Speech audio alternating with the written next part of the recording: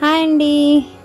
భోగిపల్లి parent అయిపోయిన వెంటనే గొబ్బిలకు కూడా పిల్లలు వచ్చేస్తారు కదా. సో మేము ఏంటంటే ముందుగా ఇలా ముగ్గు వేసేసి గొబ్బిలు పెట్టుకోవడానికి పీటకి పసుపు అది రాసేసి బొట్లు పెట్టుకుని ముగ్గు వేసేసుకుని దాని మీద గొబ్బెమ్మలు చేసి రెడీగా ఉంచేసాను.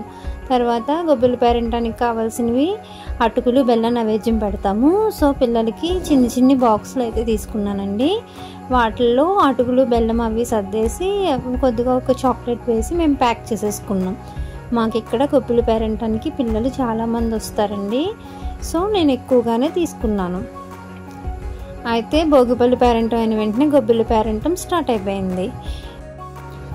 మా అమ్మాయి పుట్టినప్పటి నుంచి ఎవ్రీ ఇయర్ దాని చేత గొబ్బిలు పెట్టిస్తున్నానండి. సో దానికి అలవాటు అయిపోయింది, బాగానే చేసేసింది ఈసారి. ఇలా మనకి గొబ్బెమ్మలకి పసుపు కుంకుమతోటి గంధంతో పూలతోటి పూజ చేస్తాం. అలాగే నైవేద్యం కింద అటుకులు బెల్లం అట్టిపళ్ళు అవి నైవేద్యం పెడతాము.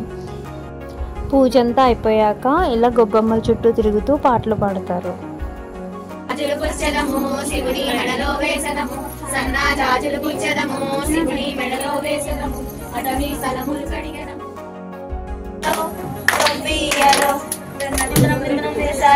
ఏం మిత్రం వేశారంట రాజావారి లోటలో జాం మిత్రం వేశారంట. అవునా అంటే చంద్రగిరి పామలార పామగిరి గొబ్బియలో గొబ్బియలో.